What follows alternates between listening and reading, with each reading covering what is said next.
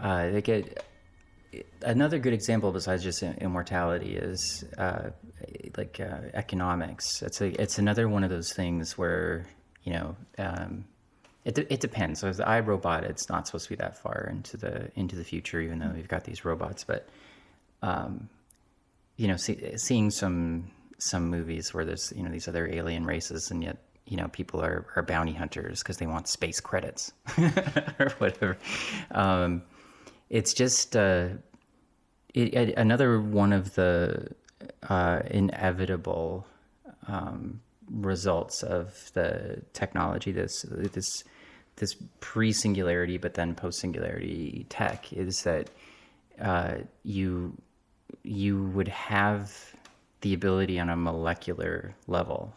And that was something that Gibson knew. I mean, when he was asked what is post-humanity, I mean, he was saying even half-assed nanotech would allow you to turn garbage into McDonald's hamburgers and McDonald's hamburgers into gold bars. So, what's the value of a gold bar then? It wouldn't have any value because you could... anything that you could scan molecularly, and there already are molecular scans that are pretty good, but they could be better. But once you can scan on that level, then you can turn any type of matter into any other type of matter, and you would do that with something as theoretical structure called a foglet. So it'd be like NANs, little tiny, definitely microscopic robots that could organize themselves into a network and take essentially, let's say, like any piece of matter that had been scanned in the world, anything it is that you might want, and then I guess a way for people to understand it might be like 3D printing, except of course much more precisely than 3D printers, right?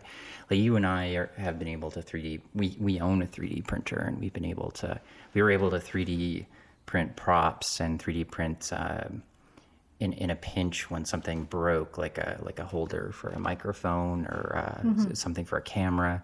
We were able to find online that people had scanned their version of whatever it is. So we could only really just get little plastic pieces of things, but sometimes they're really good. Yeah. Like we have that Osmo, right? The Osmo that we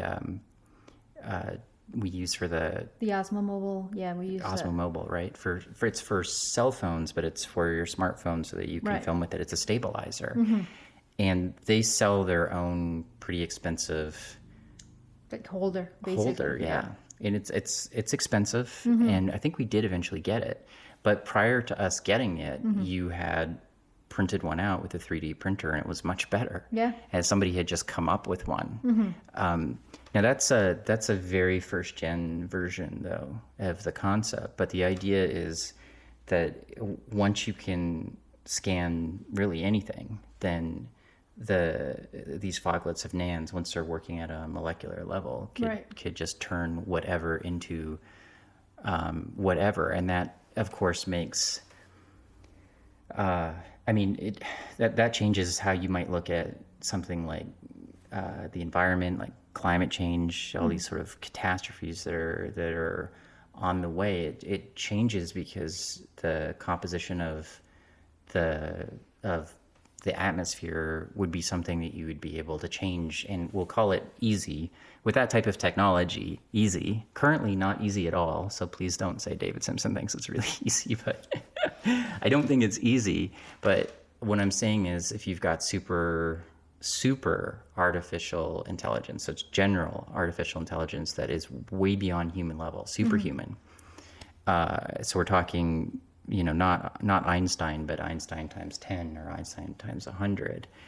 For an intelligence like that, with access to foglet nanotechnology that can molecularly assemble things, then yeah, it would be easy. Right. But not to me right now.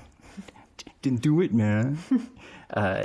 And same with something like terraforming, and terraforming becomes possible. So that's terraforming is something that's in posthuman, but it's not in the posthuman series, but it's not necessarily the main point. Right. I mean, even though when we first meet the main characters, that's what they're working on, but it's not everything No. to the series. There's so many things on there. Right. So terraforming makes it easy to say turn a place like Mars Right. into an Earth-like place, which is something that Elon Musk talks about. But he's talking about terraforming, and he's been getting into the media a lot lately because of, well, let's nuke Mars. And when he's saying that, I don't really think he's even being facetious, and I don't even think he's really being stupid. I understand what he's talking about, because he's talking about finding a way to warm like Mars has to be warmer. Right. That's important. If it's warmer, then there's a better chance that the molecules that you need for life to take hold, it's a better chance for them to start doing what I was going to say what they're supposed to do, but what you need them to do if you're going to create an atmosphere that humans could live in. I'll go there. I lived in Manitoba for many years, so I can make it. So what's the difference, right? What's the difference? I can make it. Just give me some video games, and I'll go there. Yeah, it sounds pretty good.